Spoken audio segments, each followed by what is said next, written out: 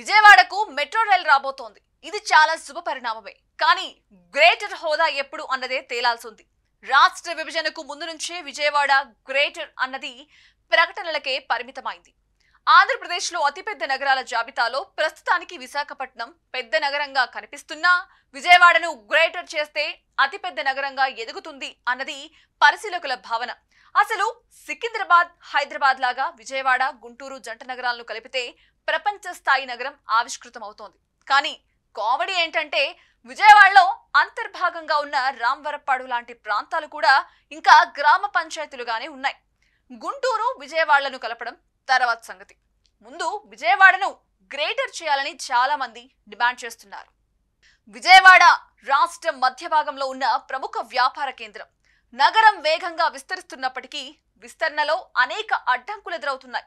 ముఖ్యంగా Vijayawada municipal corporation ను greater Vijayawada municipal corporation గా అప్గ్రేడ్ చేయాలనే డిమాండ్ 2 దశాబ్దాలుగా కొనసాగుతున్నా ఏ ప్రభుత్వం వచ్చినా అది కార్యరూపం దాల్చలేదు.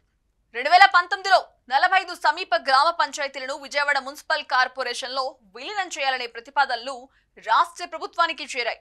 ఈ గ్రామాలు పెనమలూరు, కంకిపాడు, విజయవాడ రూరల్, గన్నవరం, ఇబ్రహీంపట్నం మండలాల్లో ఉన్నాయి. అయితే ప్రజాభిప్రాయ సేకరణ, రాజకీయ కారణాల వల్ల ఈ ప్రణాళిక ముందుకు సాగలేదు.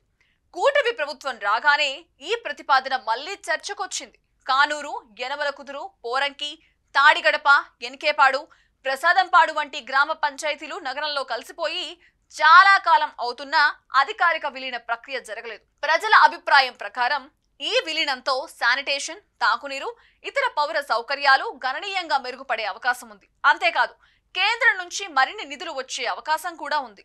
ఉపాధి కోసం విజయవాడకు వచ్చే వారి సంఖ్య ఇటీవలి కాలంలో పెరుగుతోంది. ప్రస్తుతం నగరం 61.88 చదరపు కిలోమీటర్ల విస్తీర్ణంలో ఉంది. అంటే కోర్ విజయవాడలో ఇది పావలా శాతం కూడా లేదు.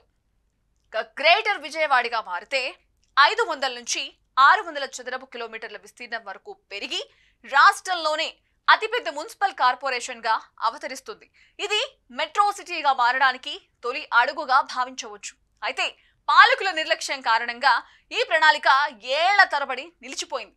కళ్ల ముందు మిగతా మున్సిపల్ కార్పొరేషన్లు ఒక్కో మెట్టు ఎక్కుతూ ఉంటే విజయవాడ మున్సిపల్ కార్పొరేషన్ మాత్రం గ్రేటర్ కు అడుగు దూరంలోనే ఆగిపోయింది.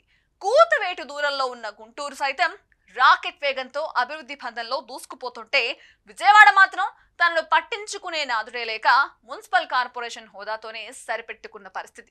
భౌతికంగా విజయవాడ నగరం అన్ని వైపులా విస్తరించినా ఆ ప్రాంతాలేవి నగరపాలక సంస్థ పరిధిలో లేవు.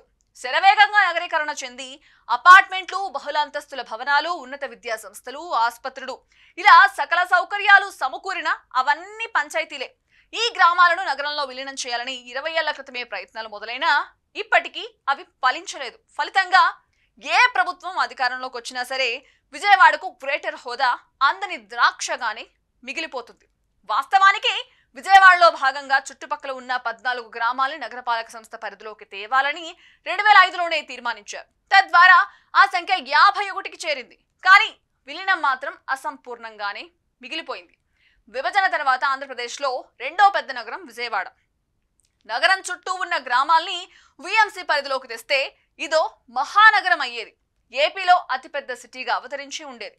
2005లోనే విశాఖకు గ్రేటర్ హోదా లభిస్తే 20 ఏళ్లు గడిచిన విజయవాడకు ఆ భాగ్యం దక్కలేదు.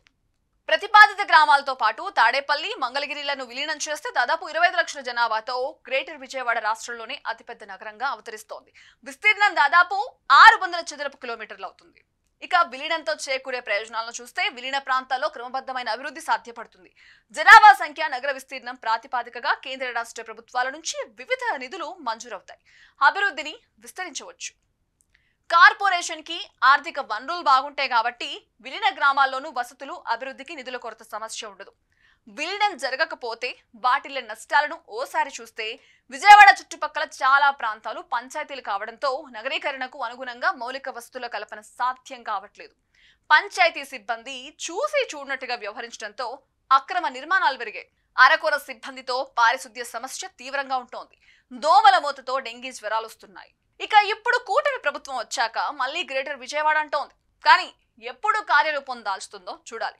ప్రకటనలకే పరిమితం కాకుండా ఈసారైనా విజయవాడను గ్రేటర్ చేయాలని కోరుతున్నారు నగర ప్రేమికులు. అప్పుడే నగరం వేగంగా అభివృద్ధి చెందుతుందని చెప్తున్నారు.